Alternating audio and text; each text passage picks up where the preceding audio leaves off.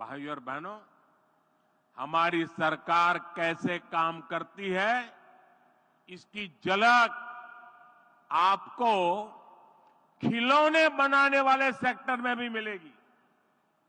और मैं तो कांची का सांसद होने के नाते भी वहां बनने वाले लकड़ी के खिलौनों को प्रमोट करता ही रहता हूं। साथियों, कुछ साल पहले भारत अपने बच्चों के लिए अधिकतर खिलौने विदेशों से आयात करते थे।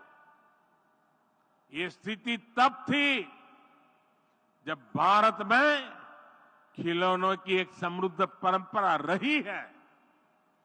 पीढ़ियों से लोग खिलौने बनाने में कुशल रहे हैं, लेकिन भारतीय खिलौनों को प्रमोट नहीं किया गया। कारीगरों को आधुनिक दुनिया के अनुसार बदलने के लिए मदद नहीं दी गई, जिसके कारण भारत के बाजारों और घरों पर विदेशी खिलौनों का कब्जा हो गया।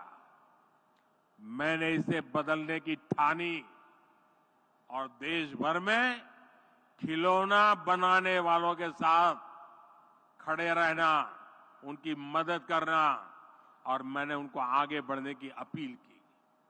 आज स्थिति ये है कि हमारा इंपोर्ट, हमारा आयात बहुत कम हो गया है और खिलौनों का निर्यात कई गुना बढ़ गया है।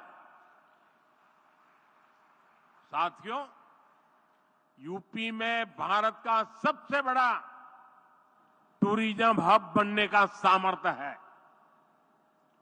आज देश का हर व्यक्ति वाराणसी और अयोध्या आना चाहता है। हर दिन लाखों लोग इन स्थानों पर दर्शन करने के लिए आ रहे हैं। इसके कारण यहां यूपी में छोटे उद्यमियों के लिए, एयरलाइंस कंपनियों के लिए, होटल रेस्टोरेंट वालों के लिए अभूतपूर्व अवसर बन रहे हैं। और मेरा तो एक आग्रह है, मैं देश के सभी टूरिस्टों से आग्रह करता हूं, देश के सभी यात्रियों से आग्रह करता हूं कि आप जब टूर पर जाने का बजट बनाएं तो उसमें से 10% बजट जिस जगह पर जा रहे हैं वहां से कुछ न कुछ खरीदने के लिए रखें। आपके लिए वो कठिन नहीं है, क्योंकि आप हजारों रुपया खर्च करने के लिए यात्रा पे निकले हैं। अगर उसमें 10% जिस जगह पे जा रहे हैं वहां की लोकल चीज खरीदेंगे, वहां की इकोनॉमी आसमान को छूने लग जाएगी। मैं इन दिनों एक और बात कहता हूं, ये बड़े बड़े धनी लोग बैठे हैं ना, उनको जरा ज्यादा चुभती है, लेकिन मैं आग्रह से कहता रहता हूं। आजकल दुर्भाग्य से देश में फैशन चल पड़ी है, अमीरी का मतलब होता है विदेशों में जाओ, बच्चों की शादी विदेशों में करो। इतना बड़ा देश, क्या आपके बच्चे हिंदुस्तान में शादी नहीं कर सकते?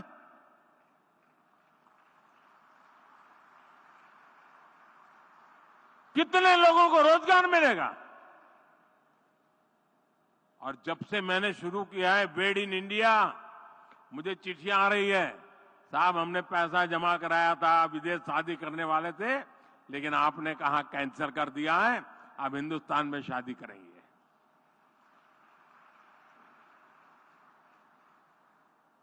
देश के लिए भगत सिंह की तरह फांसी पर लटके तभी देश की सेवा होती है, ऐसा नहीं है। देश के लिए काम कर करके भी देश की सेवा हो सकती है दोस्तों। और इसलिए मैं कहता हूं, बेहतर लोकल, नेशनल और इंटरनेशनल कनेक्टिविटी से यूपी में आना जाना बहुत आसान हो गया है। वाराणसी के रास्ते बीते दिनों हमने दुनिया की सबसे लंबी क्रूज सर्विस को भी शुरू किया है। 2025 में कुंभ मेले का आयोजन भी होने वाला है। ये भी यूपी की अर्थव्यवस्था के लिए बहुत महत्वपूर्ण होने वाला है। आने वाले समय में टूरिज्म और हॉस्पिटैलिटी सेक्टर में यहां बहुत बड़ी संख्या में रोजगार बनने वाले हैं। साथियों, हमारा प्रयास है कि हमारी जो ताकत है उसे भी आधुनिकता के साथ जोड़ें, सशक्त करें और नए सेक्टर्स में भी कमाल करें। आज भारत इलेक्ट्रिक मोबिलिटी और ग्रीन एनर्जी पर बहुत अधिक फोकस कर रहा है। हम भारत को ऐसी टेक्नोलॉजी में, ऐसी मैन्युफैक्चरिंग में ग्लोबल हब बनाना चाहते हैं। हमारा प्रयास है कि देश का हर घर, हर परिवार सोलर पावर जनरेटर बन जाए। इसलिए हमने पीएम सूर्य घर मुफ्त बिजली योजना शुरू की है। इस योजना के तहत 300 यूनिट बिजली मुफ्त मिलेगी और अतिरिक्त बिजली लोग सरकार को बेच भी पाएंगे। अभी ये योजना 1 करोड़ परिवारों के लिए है। इसमें हर परिवार के बैंक खाते में सीधे 30,000 रुपये से लेकर करीब करीब 80,000 रुपये तक जमा कराए जाएंगे। यानी जो 100 यूनिट बिजली हर महीने जनरेट करना चाहता है उन्हें 30,000 रुपये की मदद मिलेगी। जो 300 यूनिट या उससे अधिक बिजली बनाना चाहेंगे उन्हें करीब 80,000 रुपया मिलेंगे। इसके अलावा बैंकों से बहुत सस्ता और आसान ऋण भी उपलब्ध कराया जाएगा। एक आकलन है कि इससे इन परिवारों को मुफ्त बिजली तो मिलेगी ही, साल में 18,000 रुपये तक की बिजली बेचकर अतिरिक्त कमाई भी कर सकते हैं।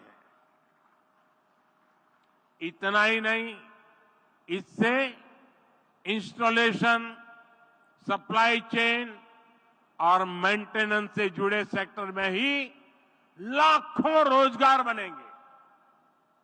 इससे लोगों को 24 घंटे बिजली देना, तय यूनिट तक मुफ्त बिजली देना भी आसान हो जाएगा। साथियों, सोलर पावर की तरह ही हम इलेक्ट्रिक वाहन को लेकर भी मिशन मोड पर काम कर रहे हैं। इलेक्ट्रिक वाहनों की मैन्युफैक्चरिंग करने वाले साथियों को पीएलआई योजना का लाभ दिया गया है। इलेक्ट्रिक वाहन खरीदने पर टैक्स में छूट दी गई है।